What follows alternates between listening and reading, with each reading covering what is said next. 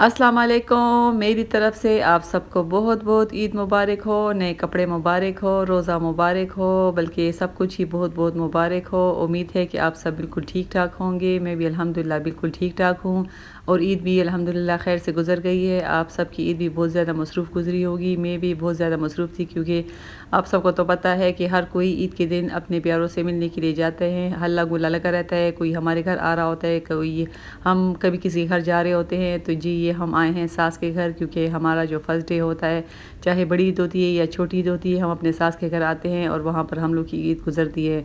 तो जी हम सुबह की नमाज़ पढ़ने के बाद हम यहाँ आ गए थे और यहाँ हम लोग को बहुत ज़्यादा मज़ा आता है क्योंकि हम सब यहाँ पर मिल जाते हैं और काफ़ी हल्ला गुल्ला लगा रहता है। तो भी हम बाहर निकले हैं लॉन में और माशाल्लाह से धूप तो काफ़ी तेज़ है मगर मौसम भी बहुत ज़्यादा अच्छा है।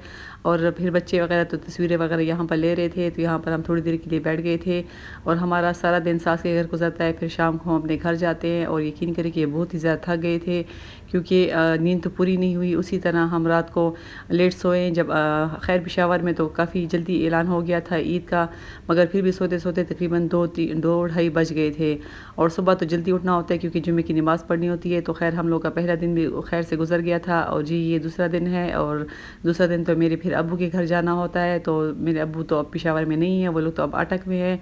तो फिर तो हमें अटक जाना था। तो हम लोगों ने रात को तो जल्दी सो गए थे और दिन को जो है जुम्मे का दिन था तो तकरीबन 10 साढ़े 10 बजे उठ गए थे क्योंकि जुम्मे की नमाज़ भी पढ़नी थी, उसके बाद फिर अटक भी जाना था।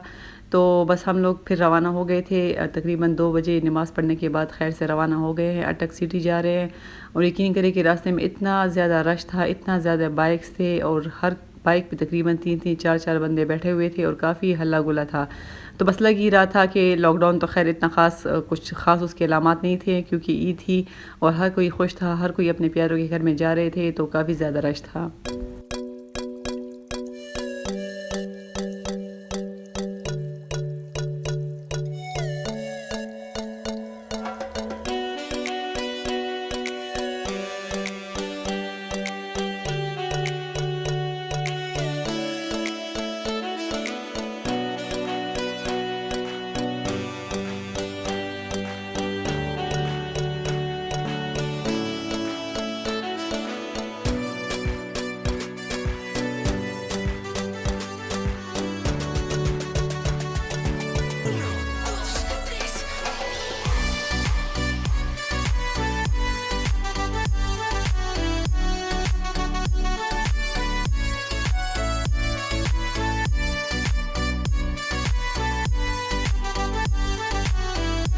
तो जी खैर से हम रास्ते ही में हैं मगर जैसे ही हम पेशावर से निकले हैं और अटक सिटी में इंटर हुए हैं तो यकीन करें कि वहाँ का मौसम काफ़ी ज़्यादा अच्छा था और ठंडी ठंडी हवा चल रही थी। तो दिल तो खुश हो गया क्योंकि ईद के दिन जब किसी के घर जाओ और मौसम अच्छा हो तो फिर बहुत ज़्यादा अच्छा लगता है।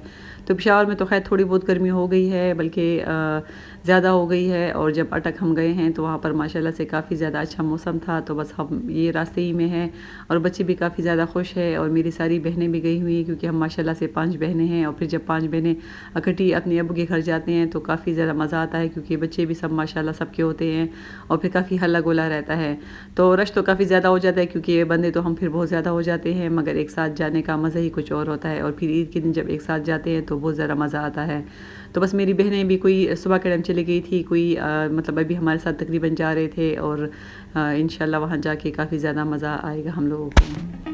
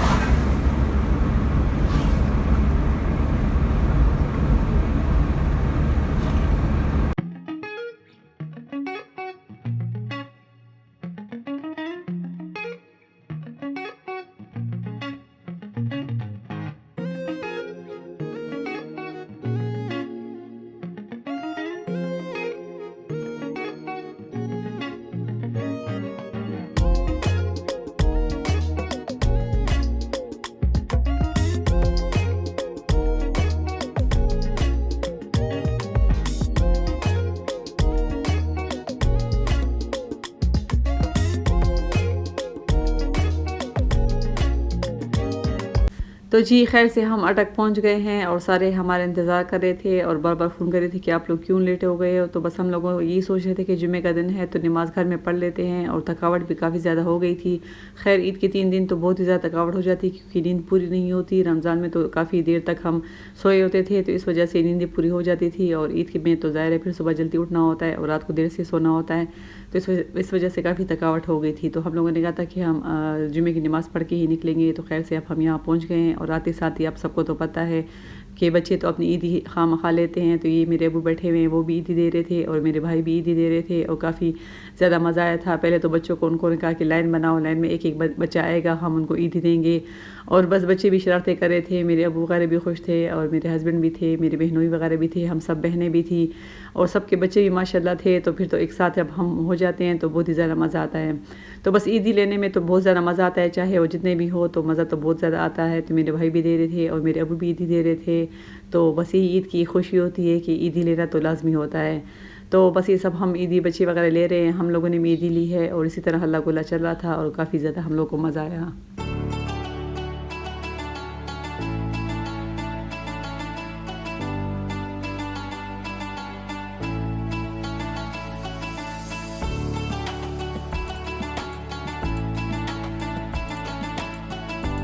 और जी ये नेक्स्ट मॉर्निंग है यानी ईद का तीसरा दिन है और हम लोगों ने यहाँ रात गुजारी है। तो यकीन करें कि अटक में रात गुजारने का मज़ा ही आ गया क्योंकि यहाँ काफ़ी ज़्यादा ठंड थी, रात को बहुत ही ज़्यादा ठंड थी। पेशावर में तो गर्मी हो गई है, हम लोगों ने एसी वगैरह स्टार्ट कर लिए और जब यहाँ हम रात को सोए हैं तो यहाँ पर एक रूम में 2 फ़ैन लगे हुए थे, पंखे लगे हुए थे और आप लोग यकीन करें कि रात को मैं बार-बार उठ रही थी और उनको हल्का कर रही थी, पंखों को आहिस्ता कर रही थी क्योंकि काफ़ी ज़्यादा ठंड हो गई थी। तो माशाल्लाह अटक का मौसम तो हमें बहुत ज़्यादा अच्छा लगा और यहाँ पर मेरे मामू काफ़ी अरसे से रह रहे हैं। वो लोग कहते हैं जब 2-3 दिन काफ़ी गर्मी पड़ जाती है तो उसके बाद लाज़मी बारिश होती है यहाँ पर। तो फिर तो अच्छा है क्योंकि पेशावर में तो मुसलसल जब गर्मी होती है तो गर्मी ही होती है। तो ये हम उठे हैं, मेरी भाभी वगैरह नाश्ता तैयार कर रही है हम लोगों के लिए क्योंकि हम तो माशाल्लाह काफ़ी ज़्यादा है और मैं और मेरी बहन मिलकर हम लोगों ने थोड़ी बहुत सफाई कर ली क्योंकि जहाँ बच्चे होते हैं वहाँ तो फिर गंद मचता ही है और बच्चों ने काफ़ी हल्ला गुल्ला किया हुआ था, काफ़ी जगह गंदी हो गई थी। तो बस हम लोगों ने पानी डालकर वाइपर लगा लिया यहाँ पर और थोड़ी बहुत सफाई कर ली। उसके बाद फिर हम नाश्ता करेंगे और फिर बाकी देखेंगे कि कहीं जाना होगा क्योंकि लॉकडाउन तो खैर है, पार्क वगैरह सब कुछ तो बंद है, मगर फिर बच्चे कह रहे हैं कि कहीं ना कहीं जाते हैं। तो यहाँ पर तो मेरे मामू का घर है तो फिर हम वहाँ चले जाएंगे। तो बस ये सफाई वगैरह सारी हो गई है और अब टीवी ऑन कर लेंगे, बच्चे बैठ जाएंगे और मैं भी किचन में जाकर देखती हूँ कि मेरी भाभी क्या कर रही हैं।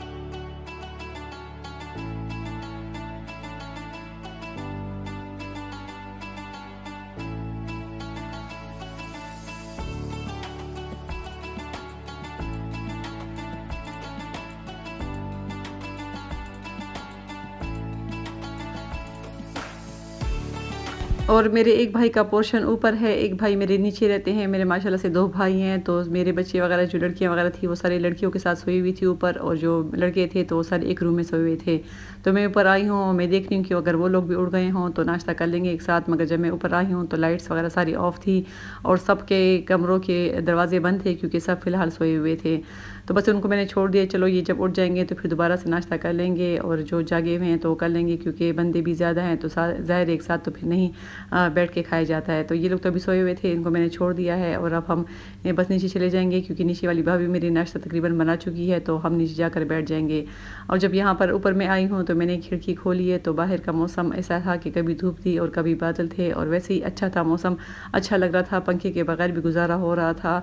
तो माशाल्लाह से अटक का मौसम काफ़ी अच्छा है, हालांकि बारिश वगैरह तो नहीं हुई मगर फिर भी मौसम काफ़ी ज़्यादा बेहतर है।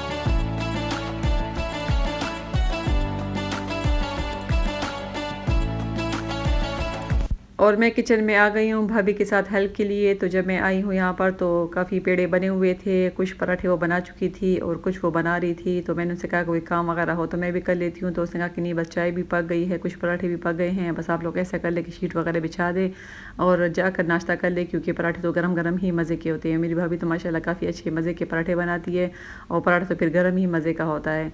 तो बस मैं शीट वगैरह बिछा लूँगी और सब कप वगैरह सब कुछ रख लूँगी और हम लोग नाश्ता कर लेंगे।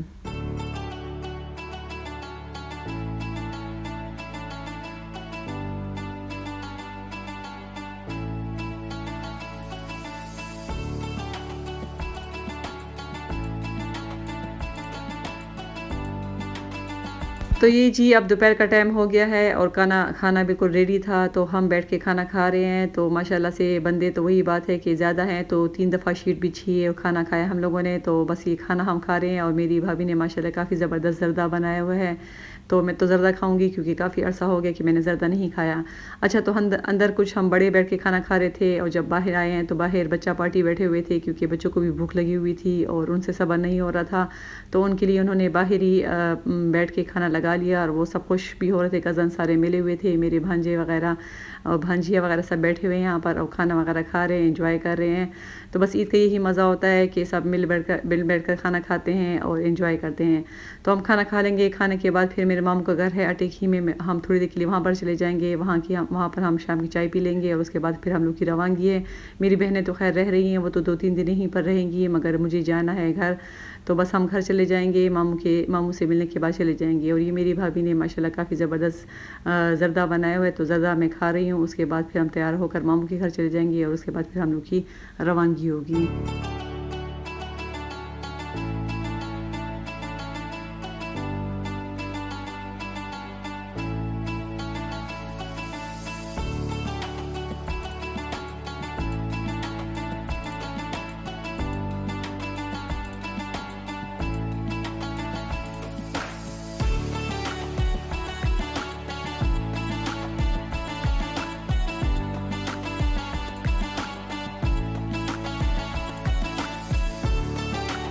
तो ख़ैर से हम लोग पेशावर के लिए रवाना हो गए हैं और ये आप सूरज को देख सकते हैं कि सूरज ग़ुरूब हो रहा है और हम लोग वापस जा रहे हैं। तो इंशाल्लाह आपसे दोबारा मुलाकात होगी। दुआओं में याद रखिए, अपना ख़्याल रखिए। तब तक के लिए इजाज़त दें। अल्लाह हाफ़िज़।